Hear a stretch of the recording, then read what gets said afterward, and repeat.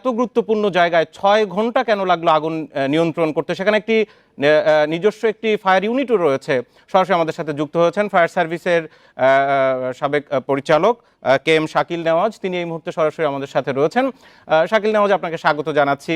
আপনি এর আগেও অনেক বড় বড় আগুনের ঘটনা বিশ্লেষণ করেছেন, আমাদের সাথে যুক্ত হয়েছেন। একটু জানতে চাই দুটি প্রশ্ন, যেটি বলছিলাম যে ভবনের 3 জায়গায় আলাদা আলাদা একই সাথে আগুন দেখা গেছে।